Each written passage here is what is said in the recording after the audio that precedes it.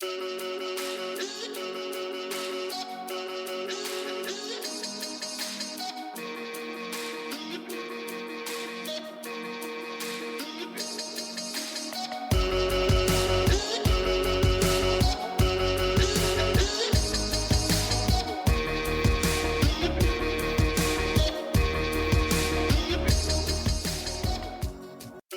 flavor is it? Martinis, wild tonic. Oh, yes, that sounds so much better. I don't know why I thought you were in Utah, because I was like all stoked. I was like, yeah, he's going to be in the studio. And you're like, no. I'm like, Is this taboo?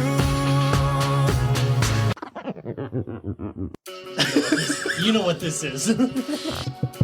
What did you ever? What color are your underwear?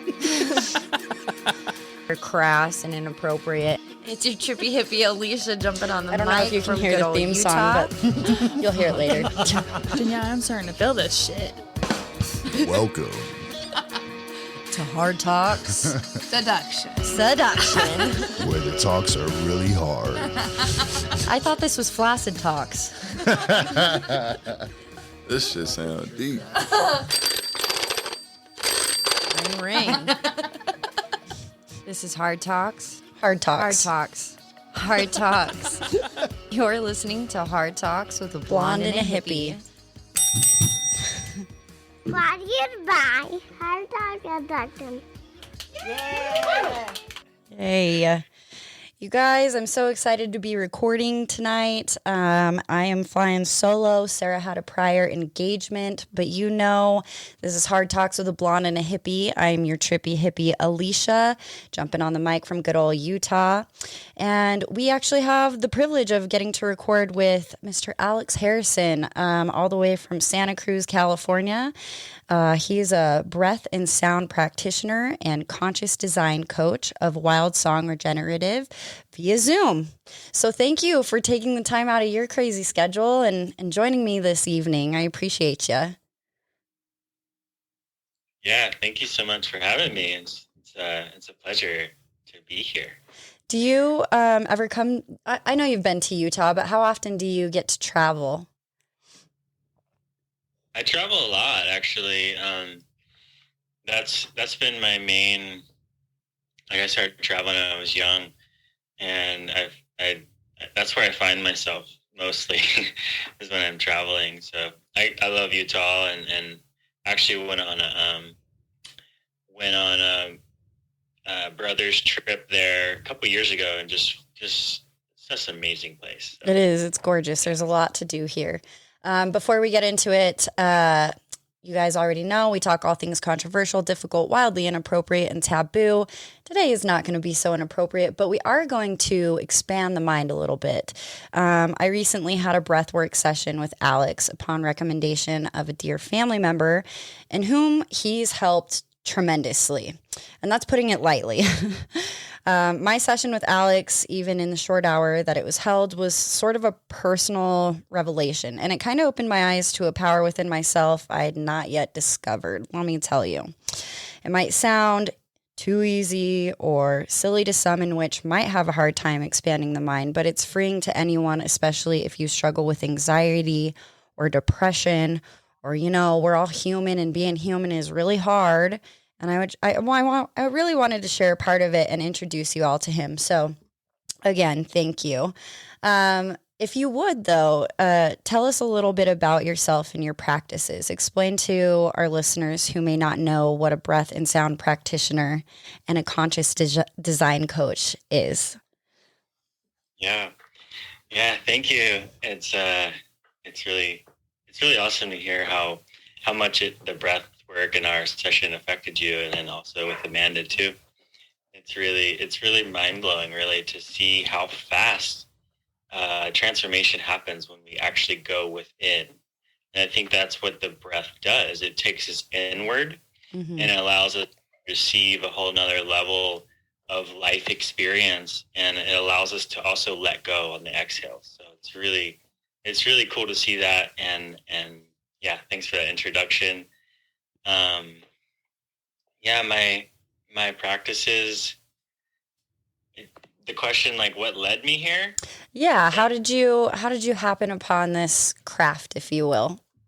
Yeah, that's a really interesting story. Actually, I received a message in a plant medicine experience, and the message was find your breath. So it's really interesting to me. I was like, what does that even mean? This was probably 5 years ago. And I come out of the experience and I'm like, how do I integrate this experience that I just had? And what does find your breath even mean? Huh. So that really led me on this self-exploration journey to find my breath. And I did a couple sessions with someone locally, breathwork sessions. Mm-hmm.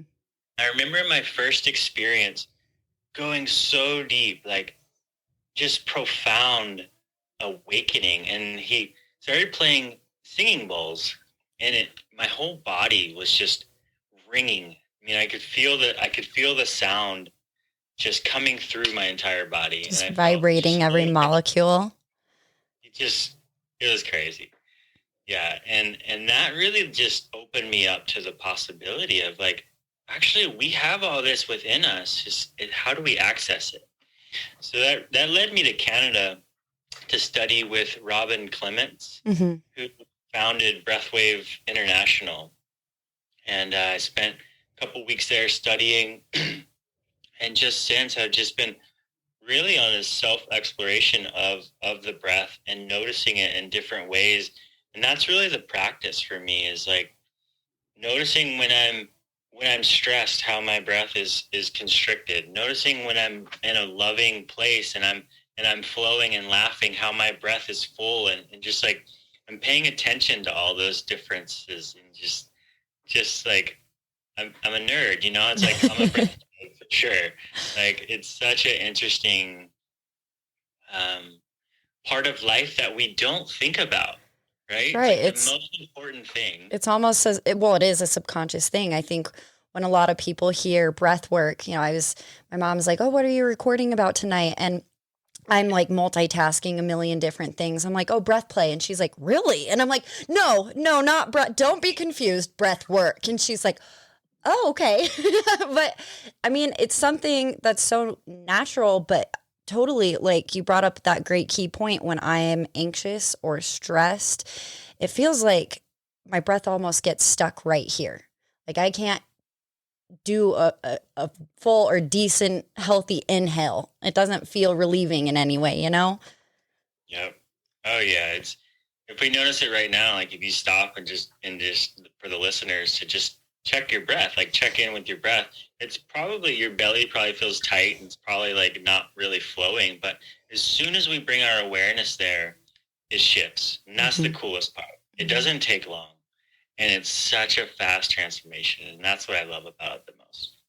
It's freeing, right? It's like, I don't need anything externally. If I'm able to go within, it's all here for me.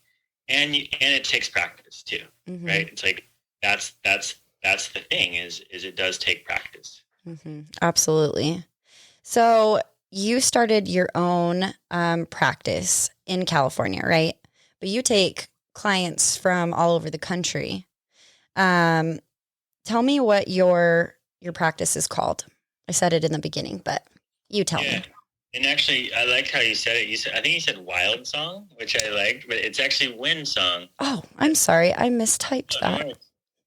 Yeah, that could have been my typo too, but it's Wind Song Regenerative is the name of, and that I just kind of, since January this year, was like full in, like, okay, I'm all in with this thing. Because before it was like this resistance of like, how am I going to make money doing this? Right. It's something I love so much, but like, how am I going to make money? And it's since going like both feet in, it's been this ride, right? It's like so much has opened. And like you said, I'm working with people all around the country because we, this thing Zoom that we get to just hop on. And like, there's like, I remember a session with a client, she was going through just this phenomenal like experience really far away, thousands of miles away. And I could feel it. So that's one thing that we're becoming aware of, is that we're all connected, interconnected. Mm-hmm. And just because we're on Zoom doesn't mean we can't connect, right? Mm-hmm. Well, it's kind of beautiful if you think about it that way, right? You're helping a lot of people from thousands. You have any clients like outside of the country too? I'm starting to actually, yeah, starting to have, actually a client just reached out. She's from Ukraine. She's in Canada, but she's Wow. from Ukraine, and the trauma that's happening there, that kind of found me. And it's like, it's really humbling to see kind of what's being attracted to it. Because again, I think we're all realizing that the power is within us, and we're searching for tools to access it. Mm-hmm. Yeah. And I know you mentioned you do other forms of practice, right? You do sound healing. Is that correct? Yeah. Tell the people a little bit about that if they have never heard of that. Yeah. Sound healing, I use instruments like flutes and gongs and singing bowls, and really resonant instruments, and then textured instruments like chimes and guitar, and just a wide spectrum. And I have a music partner. So when we share together live, also drums is a big part of it too.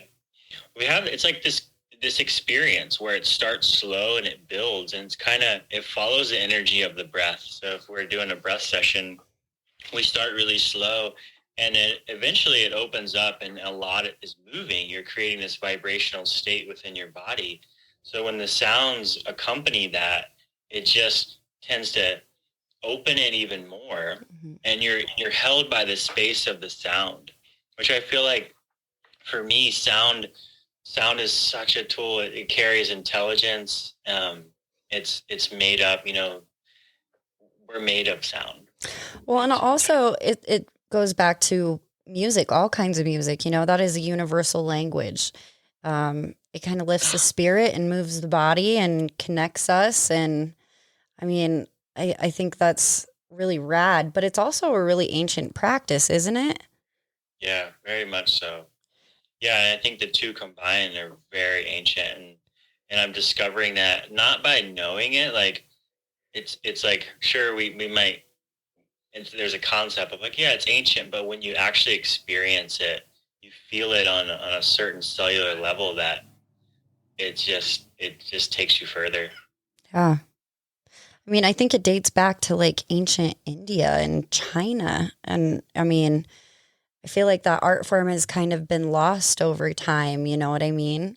People hear it and they don't really understand. And hi, kitty. I had to put my kitty away because she likes to be up in the camera. She needs all the attention. But as far as breath work and music or sound therapy, how has it helped you in your own life? Wow, such a good question. It's helped me on one level, like regulate my systems. Mm-hmm. I suffered from anxiety and trauma from loss. I lost my dad when I was 15. And I'd say for more than 10 years of after losing him, I wasn't really able to grieve that loss. Mm-hmm. And that's what trauma does. It's an incomplete cycle. So we carry this incomplete cycle with us, and it's always being triggered in different situations. Yeah. So as soon as I was able to tap in and regulate and find that safety within my body that the breath allows us, Mm-hmm. then the trauma was able to complete.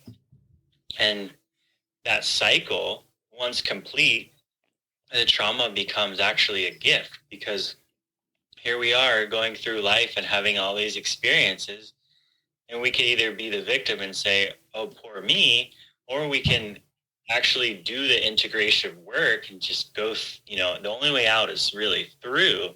Mm-hmm. So through that pain and grief, the other side of it, there's gratitude. And that may sound strange to some people, but for me, that's been the biggest teaching through the breathwork practice.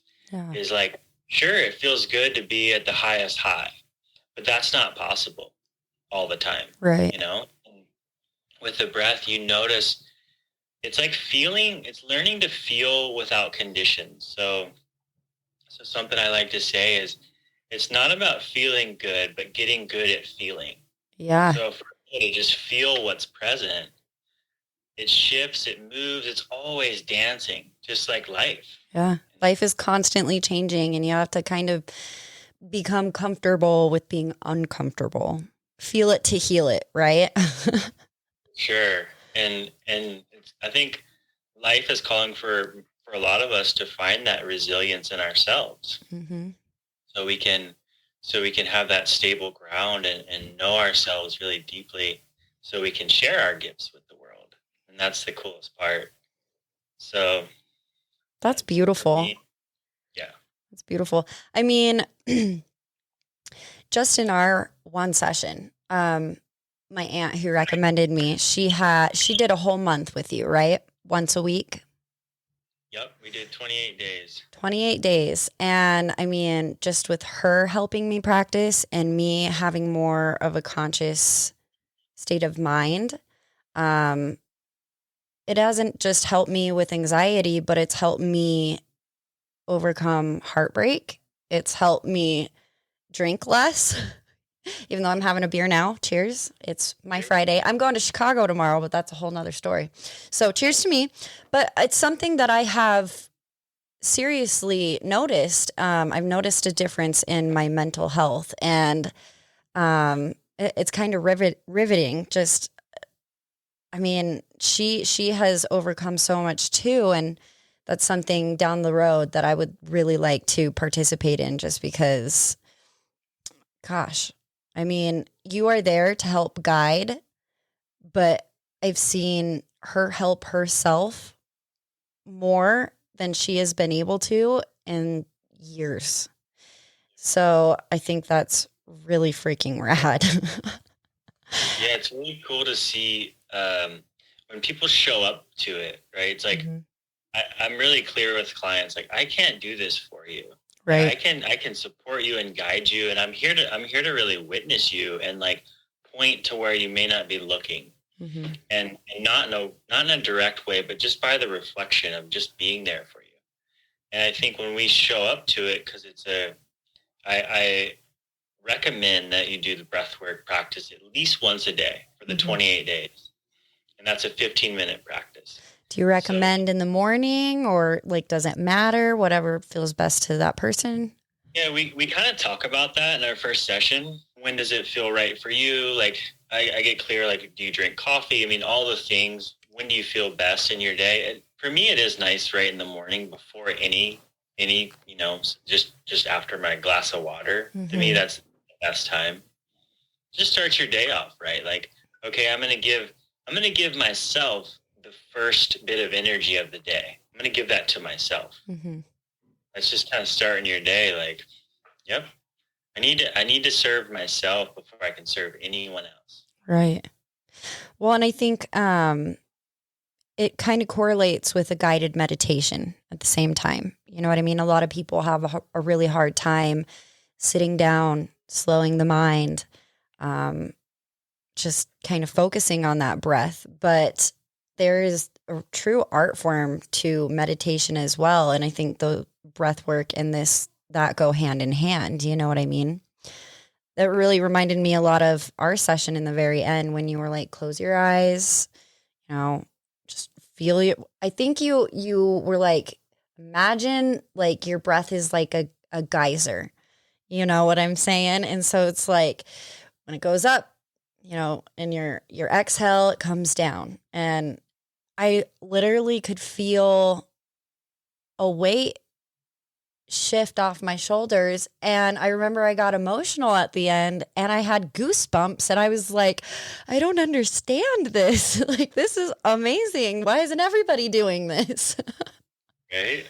And that's what we want, is like to make a clear lens for it to be accepted and appreciated. Mm-hmm. It's like, this is the most important thing that we do. Yeah. It's the first thing we do when we enter this world, and it's going to be the last thing we do when we leave. And it's all about receiving and surrendering. And I can do that in one inhale and one exhale. So one cycle. So if I do that again and again and again, it's creating entrainment in my being.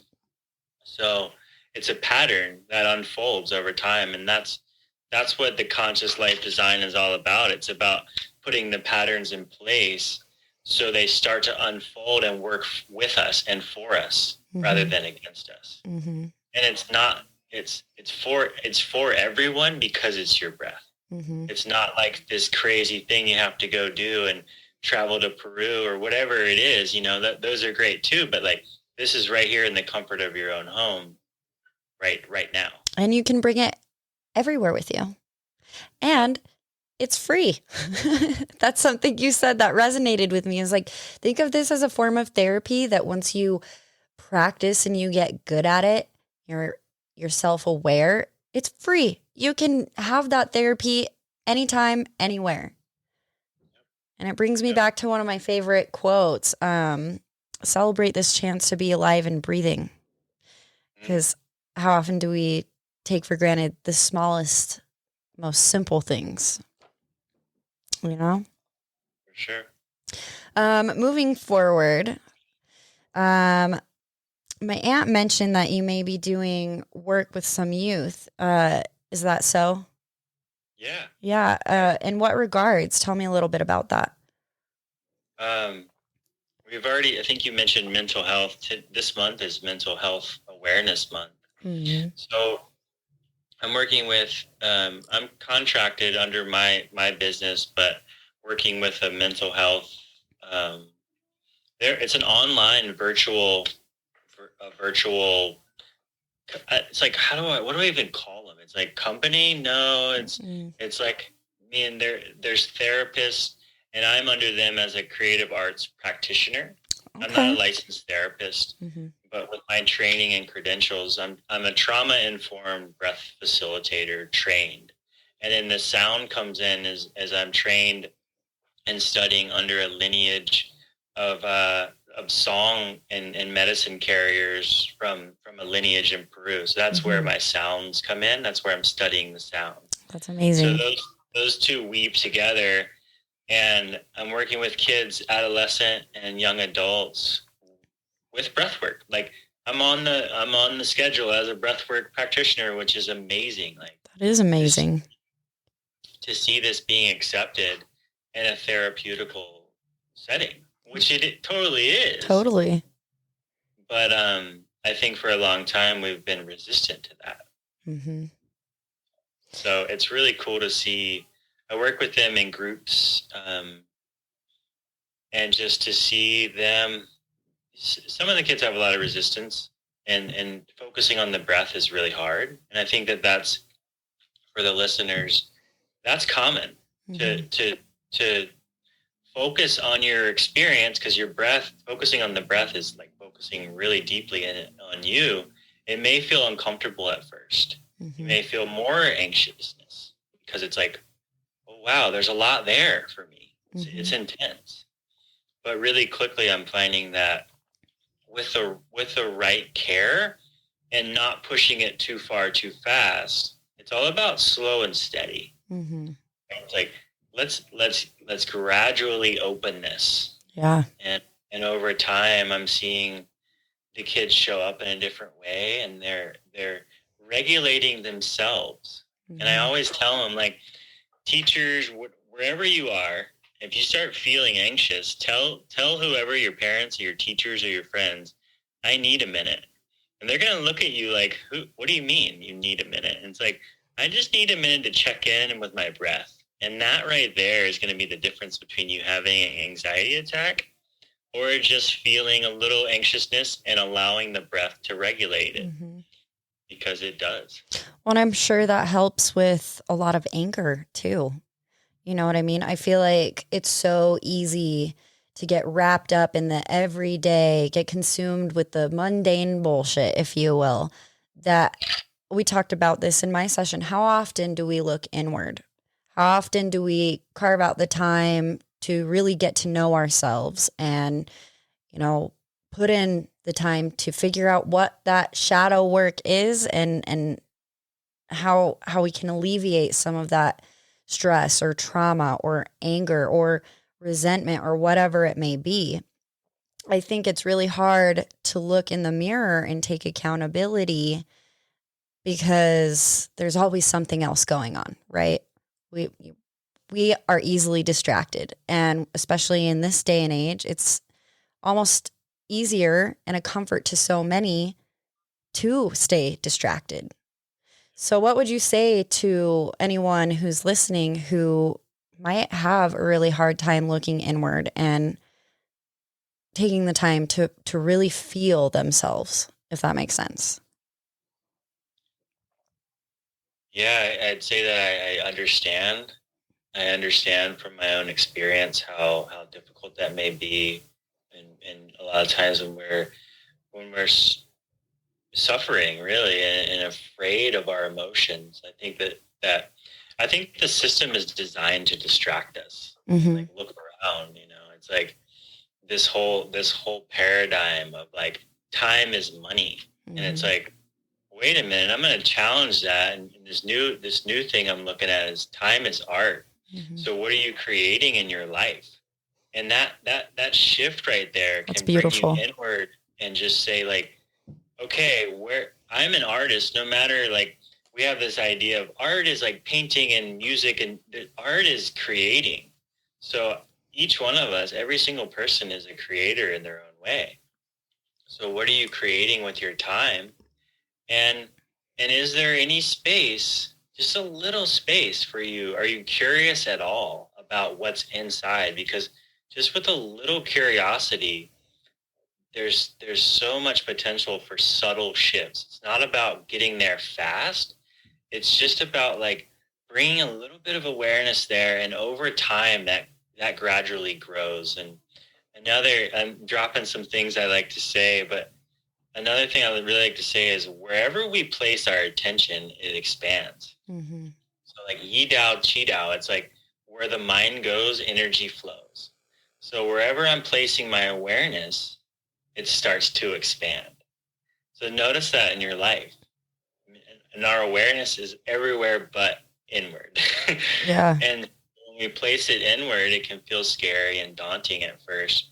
It's like cleaning out the closet, you're like, oh no, I gotta clean the closet. And then you get in there, maybe you had a coffee and you're like all stoked about it now. It's like, okay, I can clean the closet. Now I can see my clothes and what I want to get rid of and what I'm actually wearing. And that's what it's like, kind of. Like decluttering the brain of all the things that don't actually matter. Something that I realized is, well, and I've known this for a long time, but it's actually set boundaries with myself, right? Is I easily get consumed with relationships or other people. I have my own trauma and my own shit that I'm dealing with. And for so many years, most of my life, I haven't wanted to deal with it. So I keep putting it on the back burner. And let me tell you that cliche is so right. It manifests and it festers, and it really does come out when you least expect it to and you least want it to, right? So I think that it's kind of like magical. You as a being have so much power and this energy that flows from you. Why not pour some of it back into yourself? You know what I mean? Yeah. I love that what you just said too. It's like everything is energy. Energy is everything. Mm-hmm. So just that thought alone, like just with an intention, we're seeing how powerful just intentions are, and gathering and having a peaceful thought can change like, crime rate and accidents and all these things. There's all these cool studies on now. So just the thought alone of getting curious, how can I place more attention on myself in a loving way? Mm-hmm. How can I love myself? The door starts to open. And I think that's the first step always, is like is bringing awareness to your experience enough to say like, no, this isn't working for me. I don't want to live my life this way. Right. And how can I change? Right. And just that thought alone, life starts to respond around you. And just like the trauma, like you said, it comes out, it's triggered in certain times when you least expect it. But once you get to know the trauma, you almost know when it comes out. Usually it's in our relationships. And I think relationships are everything. Our relationship with ourselves, our relationship with our partners, friends, the earth, these are all sacred relationships and mirrors for us to look at. And if we use that as a reflection, it's always going to show us who we are, how we're showing up, and where we can make subtle adjustments. It's not about, I need to fix this now, and it's too much. Maybe you feel that, but for me, it's a process, Right? And it's a beautiful process, like watching a flower bloom. It's like there's a whole process to it. Yeah, and transcendence is a slow burn, everybody. It really is. It takes time. And, I think the other powerful thing about breath is it teaches you a level of self-awareness. If you had a room full of 200 people and you ask the question, hey, how many of you, at a raise of hands, could honestly look me in the eyes right now and tell me that you love yourself deeply, irrevocably, passionately? We as individuals are only constants. And I feel like a lot of us share the same fear of feeling loneliness, but we spend the most time with ourselves. So being able to recognize the trauma and the hurt, but also, like you said, that's a superpower. If you're able to recognize those things, you can learn how to adjust and how to alleviate that. So that's something that my eyes were kind of open to with this form of therapy as well. Because I hated looking inward. I still kind of do. But I mean, I love myself more than anyone else. And I'm not ashamed to say it. So I need to do the things, and I need to put in the hard work to grant myself some happiness.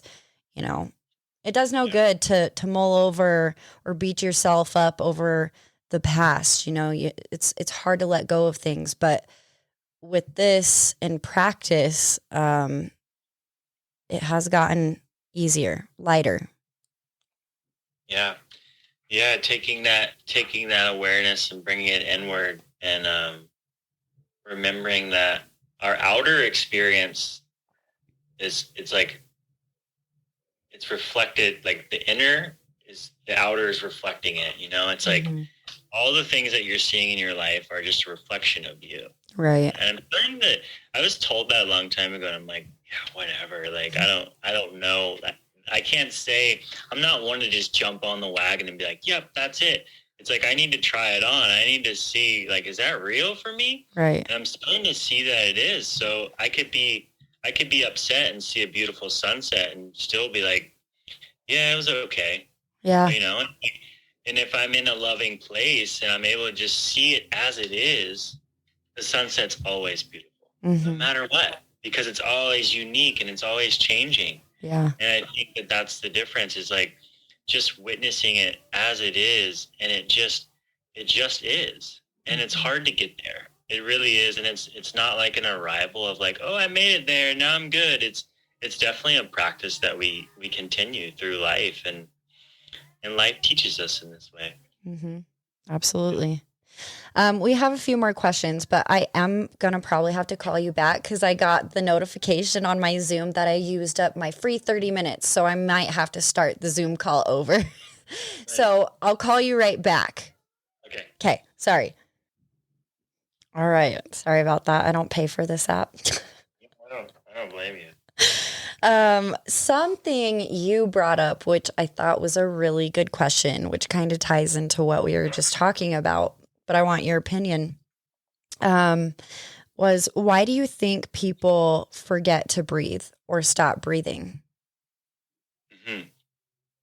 Yeah, that's a good question.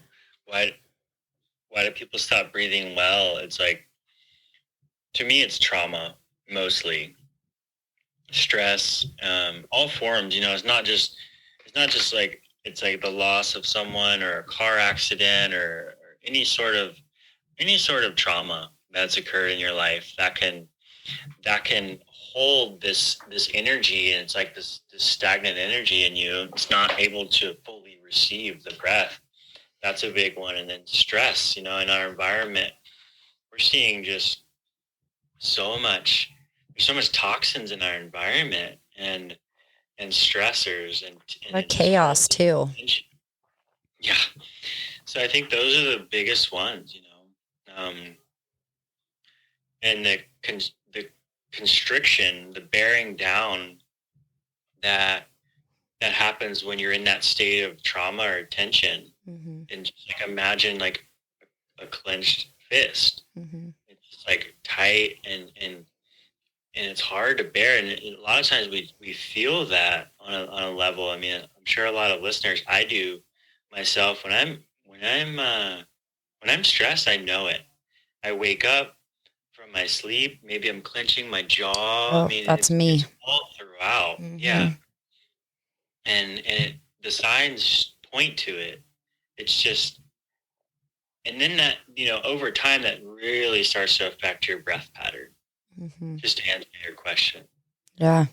Well, I mean, they say stress is the silent killer. And that is so true. You wake up with the tension. You have an achy neck. You feel heavy. So I think that also like goes into a lot of what we were talking about previously, as well as like maybe people aren't ready to do that shadow work yet. I don't know. Yeah. It's interesting.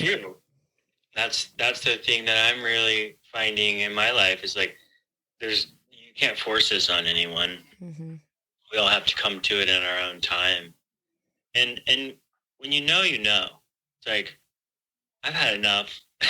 I mean, I knew when I was like, enough's enough. Like, I can't go to the bar one more time, Right. without this really affecting me. Like, I could just feel like the bar wasn't doing it anymore. Like, I was like, my fun meter was at an all-time high. It was like great time, but then that starts to fade after time, Mm-hmm. and it's like you're not even getting the same quality of that experience anymore, and you really notice how it's creeping in over time.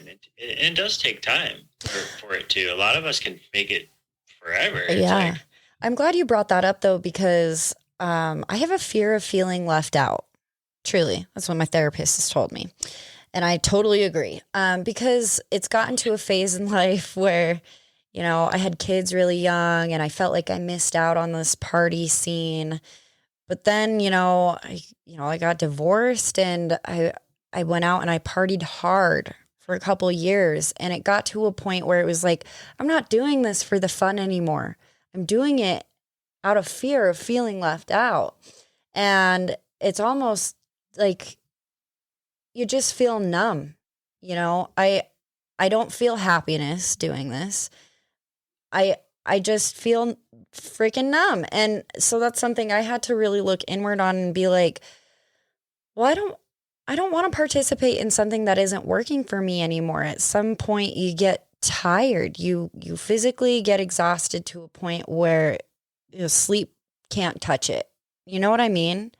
It's like you just, I don't know. I don't know how else to describe it other than you just feel heavy and empty.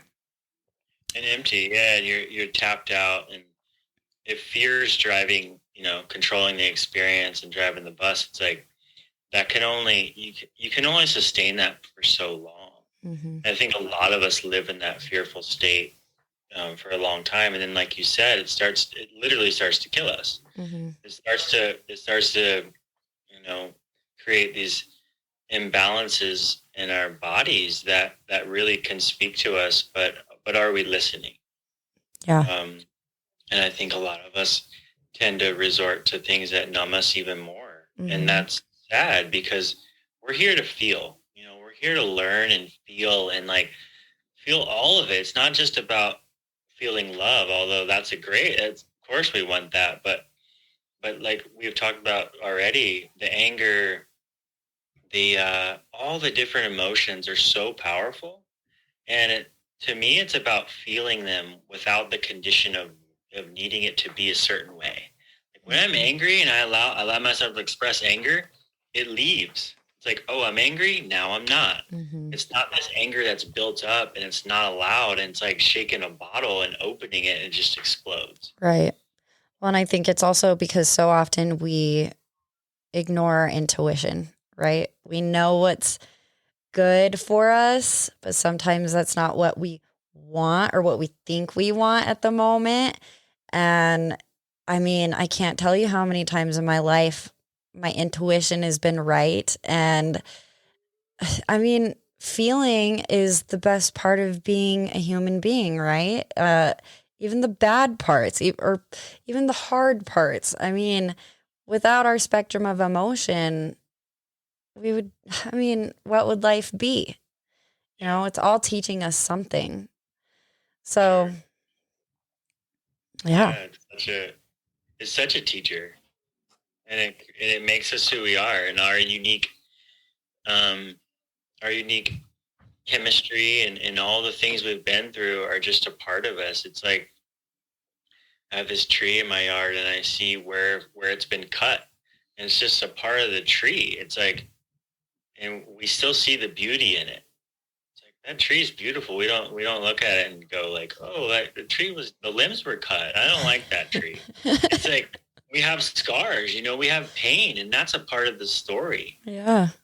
It's such a beautiful part of the story. And when it's integrated into this moment now, because that's where I think all the magic is, in this moment. And that's what the breath does. It brings us into presence. So I'm not living, if I'm here now and I'm not in the past or the future, Mm-hmm. not that those aren't okay to visit. Let's visit those places and learn from them. But the magic's going to happen and unfold in the now. Right. And this is the only now that we're ever going to get to experience. Yep. That's what's such a trip about it.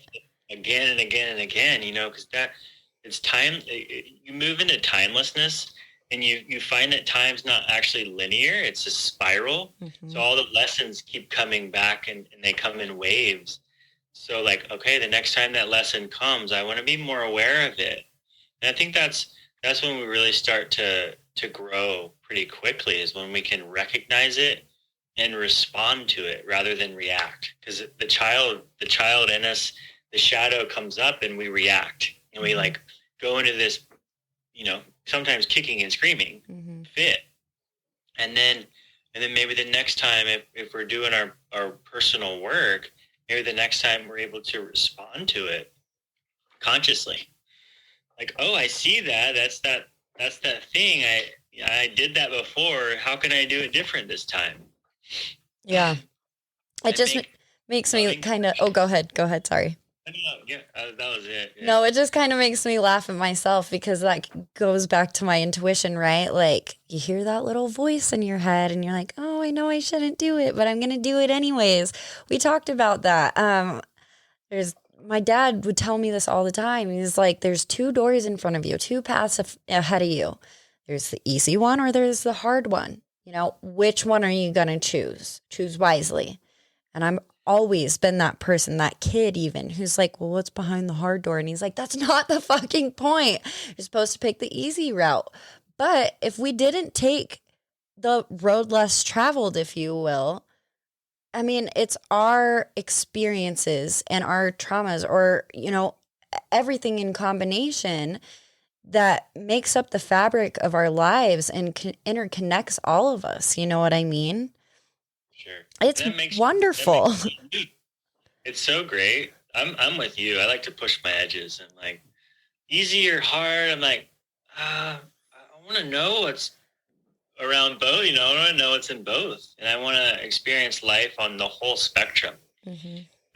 It's okay to feel sad. Like, sometimes I grieved the loss of a pet last year now, but the grief for me shifted because I felt it and I let it just take over me. Mm-hmm. I was like, I'm not resisting this. And it was different from when I grieved, the loss of my dad. It was very different because I had a lot of protectors. I was 15, like protection mechanisms that come in, and that's a big part of it when we're young. Mm-hmm. And even when we're old, we have protector like mechanisms that come in and protect us because maybe we're not ready for that level of grief. Mm-hmm. But I think once we get there and we're able to grieve it, grief actually doesn't feel bad because if my heart's open to it and I'm allowing it to come through and I'm not afraid of it, it almost feels good because I'm feeling.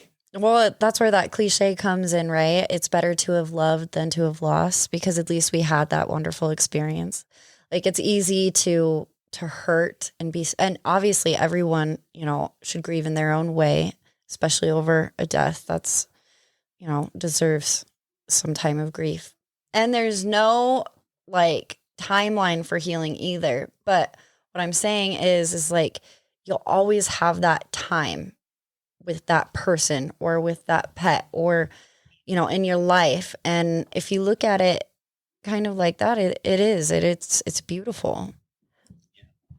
In grief, it becomes like the capital G, like capital grief, because it's not just one, it's all of it.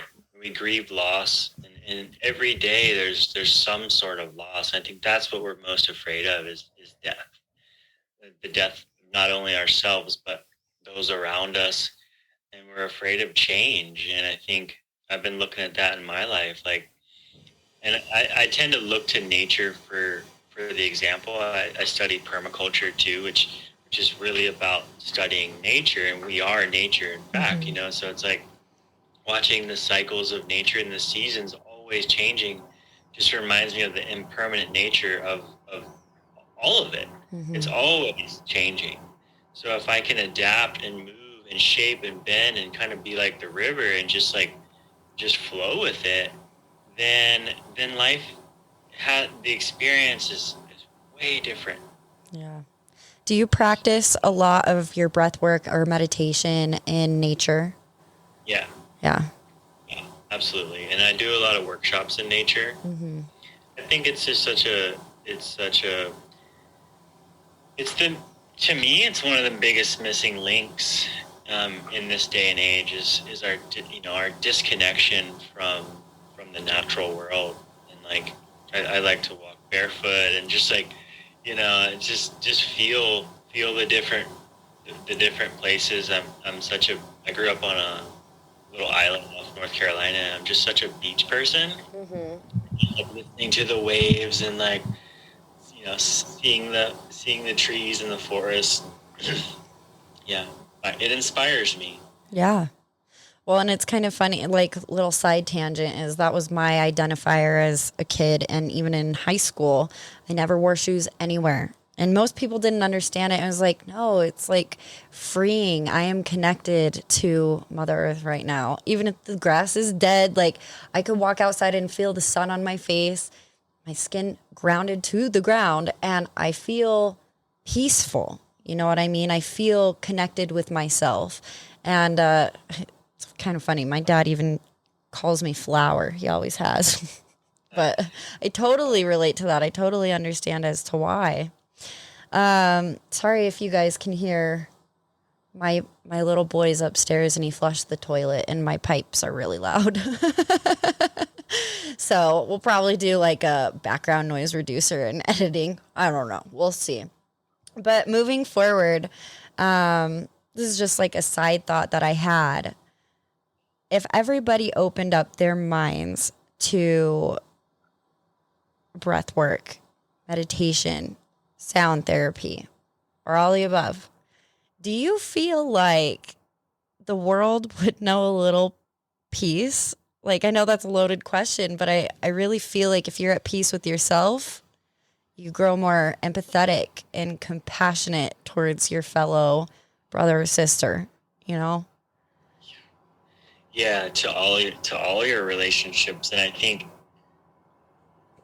absolutely, without a doubt. And that right there is like, it's a yes and, you know. I don't like to say that too much because it's been thrown around a lot. Yes and, Yeah. but it's so.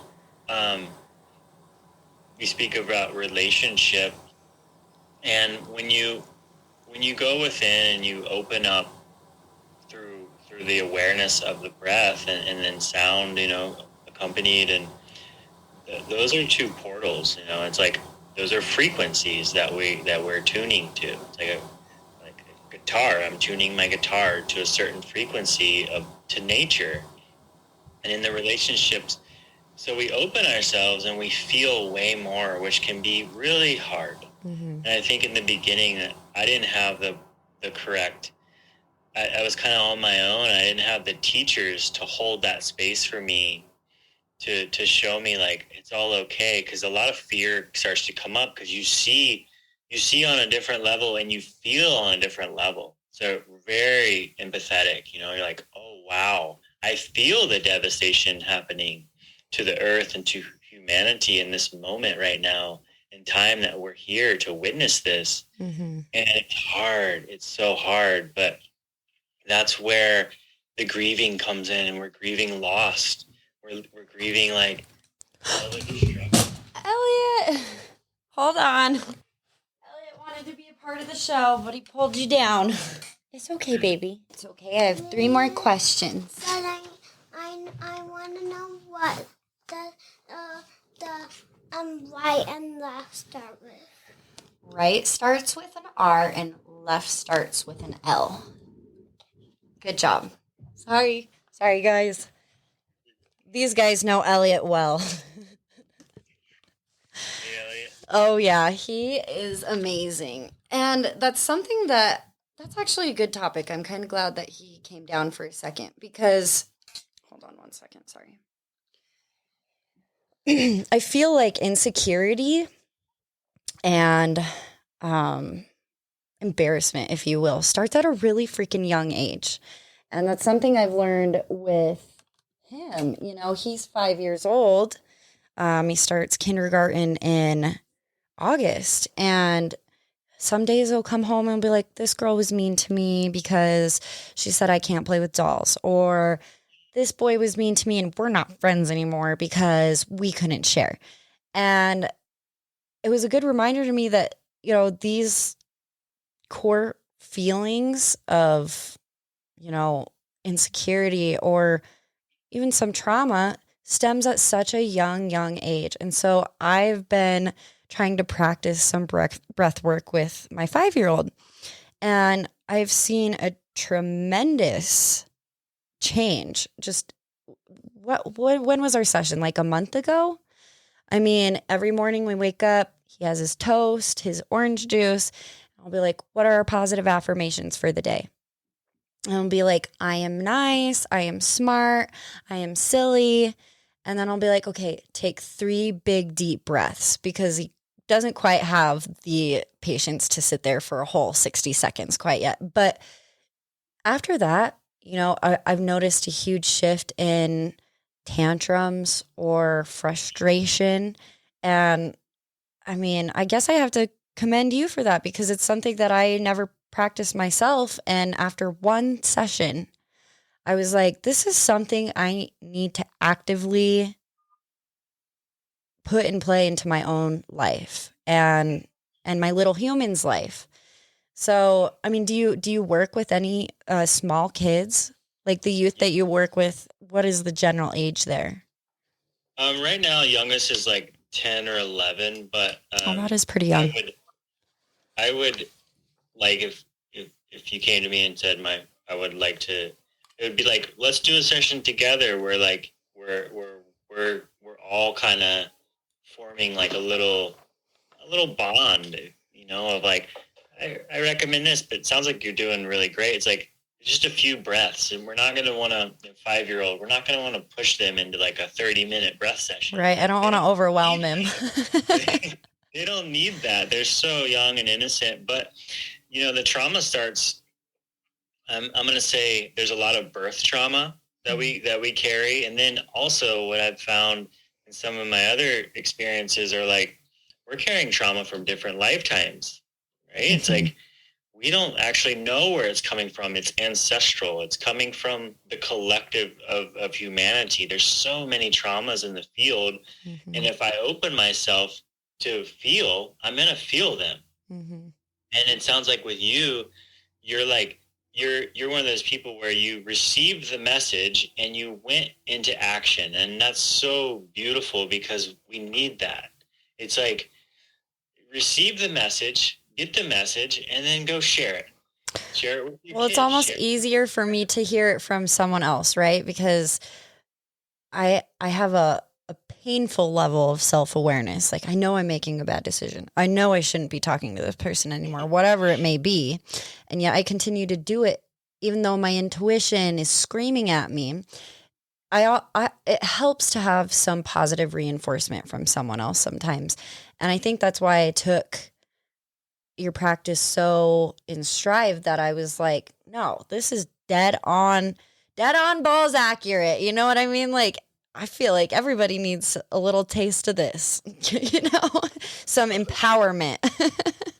For sure. And if it one session, and then if you did 2, and then if you did 4, like what I recommend for people that really want to get that practice down is like, let's do 4 sessions. And I'm willing to bet like almost at the point now where I'm like, I money back guarantee. Like that's how confident I am, is like by week 2, you're going to notice massive shifts, but you are going to want some help because it's going to be a lot for you to process. Mm-hmm. And if you don't, it's like the 28-day process has such a cohesive, it's all about trust. Mm-hmm. First, we form the trust and we form the foundation for it to work in, like tending the soil before I plant the tree. So that tree has what it needs when it takes root and grows. Mm-hmm. It's the same concept. Yeah. So that's what it's all about. It's like week 1, week 2, week 3, you're a different person. I mean, it's really fast. It's just really There's cool. a sense of calm that comes with it. You're able to process before you react. And I think that's the biggest thing I got out of it. I'm very reactive if I'm emotional. I have a hard time letting things or people go, even if they're horrible for my life. But I've really taken notice of that. And it's just, the proof is in my everyday life now. You know what I mean? I don't know.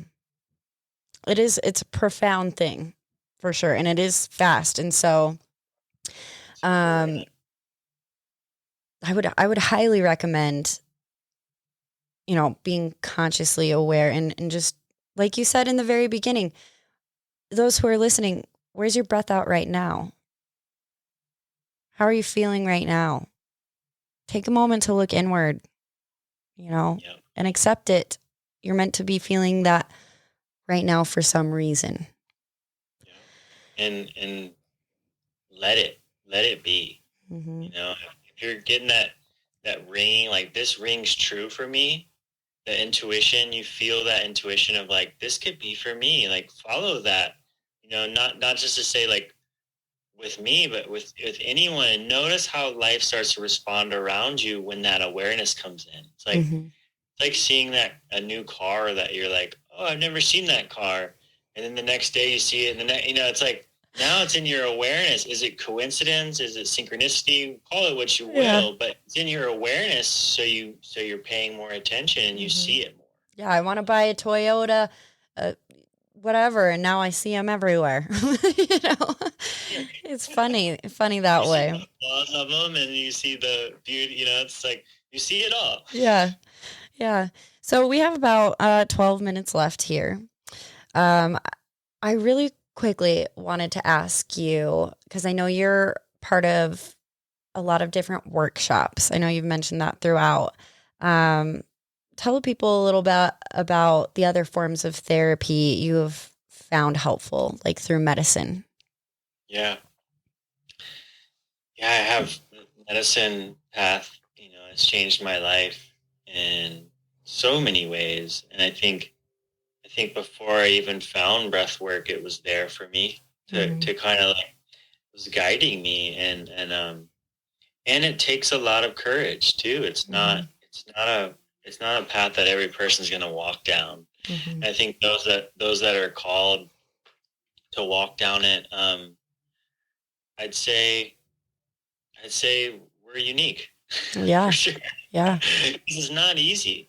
I mean, I typically will travel to Costa Rica to do this work. It's where I mostly do it. And just to clarify, when we say medicine, you can tell me what kind of medicine you do on this show. There's no, unless you're uncomfortable with that. No. Ayahuasca. Yeah, that's the medicine I work most closely with and have over time. The lineage that I work with is it's thousands of years old. These songs were taught to the people by the plants. Yeah. And that sort of force and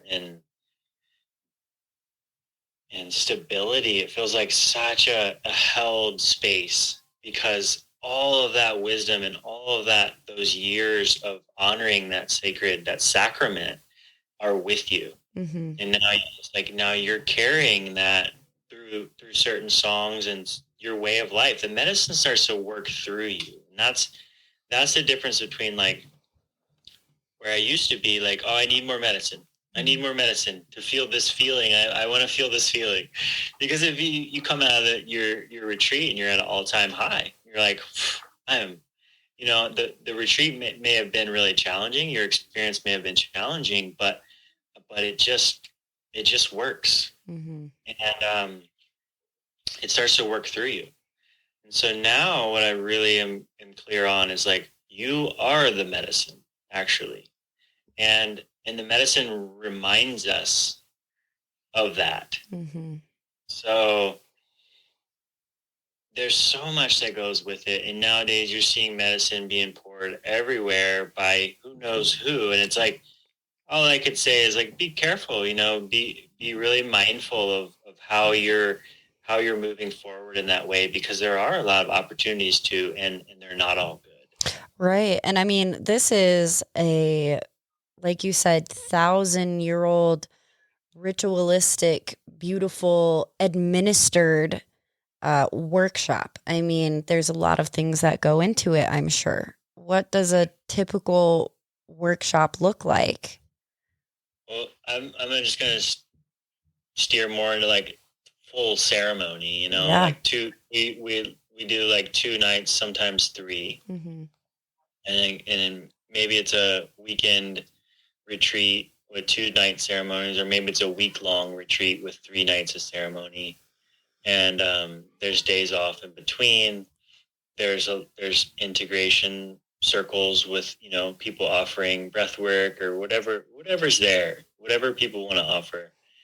And you're having 3 nights of sitting with the medicine, and you begin your experience at like 7, as the sun's kind of setting, and it goes until like 2 a.m. and it's all carried by the songs. And that's where I really started to tune to the sounds and the subtle sounds. And when the person who's pouring the medicine is really masterful, you get to witness yourself in a different way, and like the medicine's working in you, and it's kind of teaching you how energy works. That's been my greatest teaching. It's like, I'm like going through these experiences, having all these visuals. I'm like, why am I seeing all this? What is the point? And it's like, because you're studying energy. That's your path. This is what I need you to see. So you're seeing patterns of intelligence, and you're seeing how sound moves, and you're seeing energy and waves and light and colors, and you're also seeing it in darkness. You're seeing the shadow, and you're witnessing it in such a way, in such a state, and heightened state. And it's not easy. Right. And I think that's where a lot of people's fear comes in, because some people can't handle the hard part of it. I mean, ayahuasca is more powerful than DMT. And I have someone very close to me who's gone to a couple retreats, but she said it was the most profound, life-changing experience where there were moments where she sobbed and she felt like she melted on the floor, but then she, came back to life and was dancing and feeling the vibrancy of colors, and she could smell color, and like it just, as you said, ebbs and flows exactly the way it's supposed to. So I find it really fascinating. One day I'll get to experience it. Yeah, I think what it's all pointing to is trust. Mm-hmm. And if I could just say that, trust is a hard thing for us. We're afraid to trust, and once we start to trust, life changes. The quality of our experience changes, and really quickly. Yeah. So, well, I'm so glad you said that too, because we need to trust ourselves. yeah, We for do. sure. Trust ourselves to. I like that phrase. I came up with that today. Feel it to heal it. I do like that. Really quick. I guess I asked that question already. You said that you've traveled to Costa Rica and Peru. What has been your biggest teacher throughout all of these experiences that have helped your life blossom? I'd say, just aside from the medicine work, really my greatest teacher is my wife. Mm-hmm. And I think that our teacher, we have a couple of teachers that we work with closely with relationship, Mm-hmm. and they're down in Santa Barbara, and they teach a method called learning to love. And we're finding that the relationship is a sacred container to really look at ourselves, and wherever we're triggered is definitely a trauma response. And like once you become aware of that, and seeing how energy works and how it's like reflected through our relationships, it becomes such a teacher in every moment, because it's all about the relationships, not just with our partners, but with life. Mm-hmm. And I think for me, my wife, and then really like the earth, I'm really connected to the earth. Like I love the stars, and I am such a stargazer and explorer, but I'm here on the planet for many reasons, but really to like feel that unconditional love that the earth provides is such a healing part of my experience. Yeah, that's amazing. To wrap it up, hi. I was wondering if you would kind of, maybe help anyone the last 30 seconds to kind of guide them through a deep breathing kind of meditation. Yeah. How long do I have? Let's say 30 seconds. I mean, we'll make it short and sweet, but Elliot's got to be quiet. Okay, 30 seconds. Okay. So I'm going to invite you to take a deep breath. And exhale. And another deep breath. And exhale. And bring your breath into your lower dantian, so into your belly. So fill your belly with your breath. And exhale. Fill your belly. Exhale. And just notice that geyser, that crystal clear geyser that's rising. So if you notice how water moves, that's what we can focus on. And like a wave, the breath comes in and then it falls back down again. So if you pay attention to how the breath moves, similar to a wave, and if you lie down and place your hand on your belly, you can really feel the movement of the breath. And as we are water beings, we can really start to feel ourselves authentically. So just using the breath as that tool. And in that moment, you may notice tension. You may notice where you're contracted. And just want to invite you to bring the breath there. It's really simple. And it also takes time. So be gentle. Be gentle. Well, Alex, thank you so much for taking the time out of your day. You're a beautiful human, and I really appreciate the work that you're doing. Yeah, thank you so much for inviting me on and holding that space, sharing Absolutely. this medicine. Thank you. Absolutely.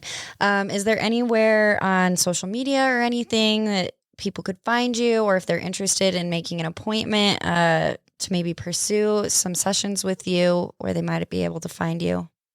Yeah. Wind, WIND, song, SONG, regenerative, REGENERATIVE. That's at Gmail. You can send me an email or .com. You can check out. I'm in the process of moving websites, but it's still up. You can send me a message, drop in. I do have an Instagram account, but I'm not on there much. You could follow me on Instagram. Yeah. Yeah. Happy to talk and share this